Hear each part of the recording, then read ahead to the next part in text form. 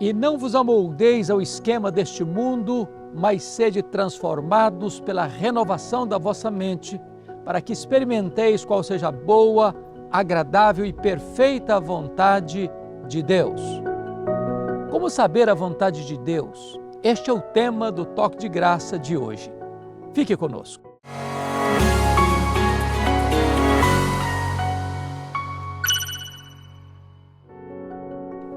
A vontade de Deus é boa, perfeita e agradável.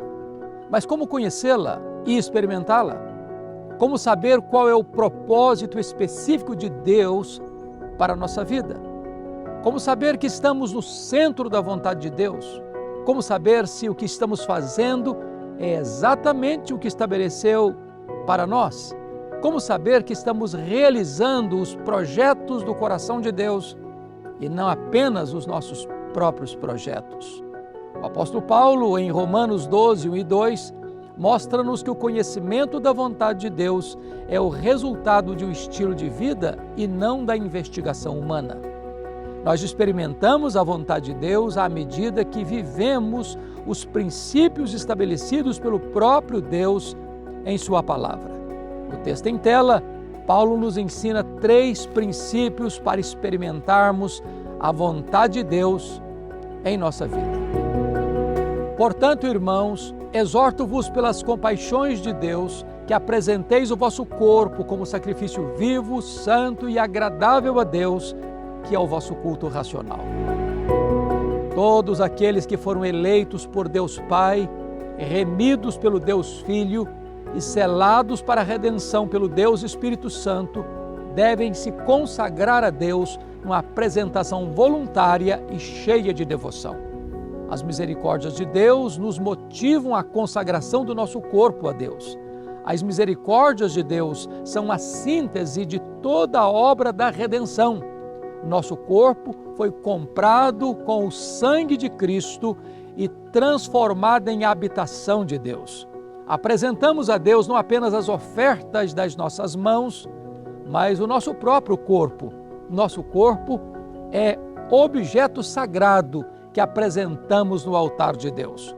Nosso corpo deve ser sacrifício vivo, santo e agradável a Deus. A liturgia do templo será vã se o culto da vida não for impregnado de santidade. As ofertas que apresentamos no templo serão vazias de significado se não apresentarmos a Deus o nosso corpo em sincera consagração. O culto racional que glorifica a Deus é aquele que procede de uma vida que se apresenta ao Senhor em santa consagração. A palavra usada pelo apóstolo Paulo para a apresentação é a mesma utilizada pelos sacerdotes quando traziam um sacrifício para ser oferecido no altar. Depois que a oferta era colocada no altar, não podia ser tomada de volta pelo ofertante. Devemos apresentar o nosso corpo a Deus de forma definitiva. A melhor oferta que podemos trazer a Deus é a nossa vida, o nosso corpo. E não vos amoldeis ao esquema deste mundo. O cristão é uma pessoa inconformada com o conformismo do mundo. O mundo não tem valores absolutos. O relativismo moral é aceito como norma. A ética situacional é a lei que rege o comportamento das pessoas. O sistema de valores do mundo é pautado não pela verdade, mas pela conveniência, não pela justiça, mas pelo prazer, não pela honestidade, mas pelo lucro.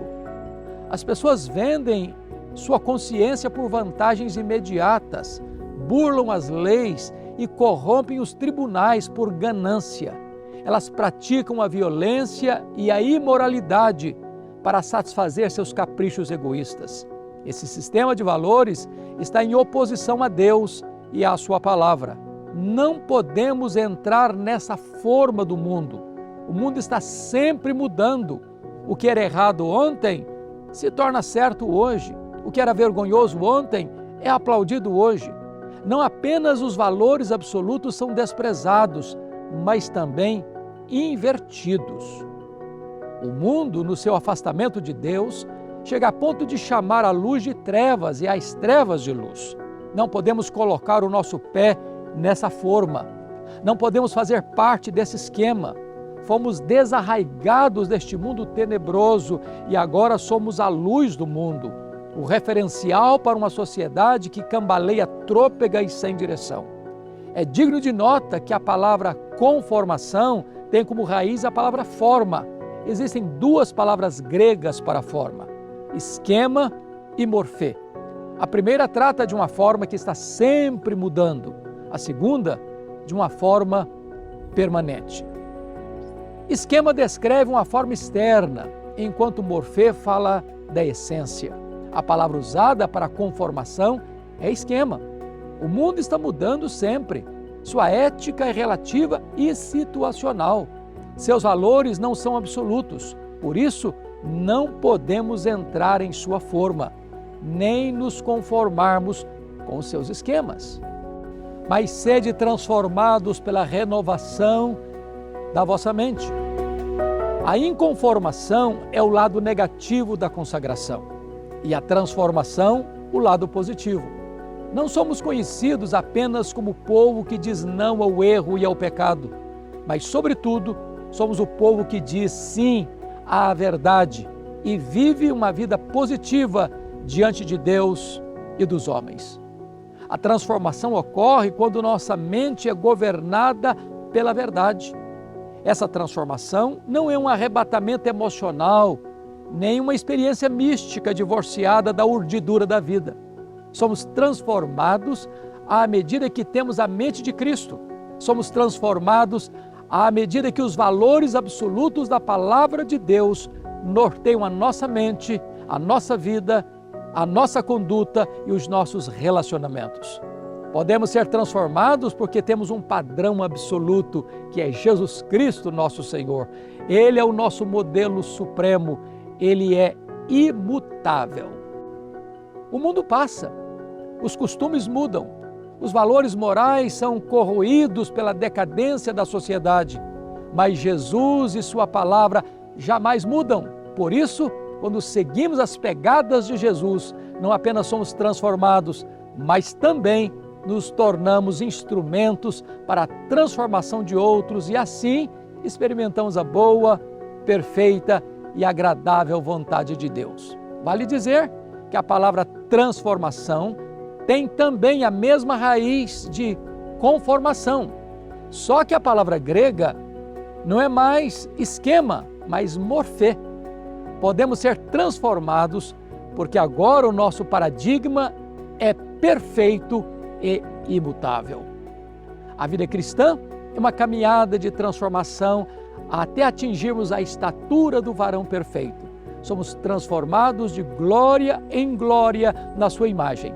Fomos predestinados para sermos conformes à imagem de Cristo.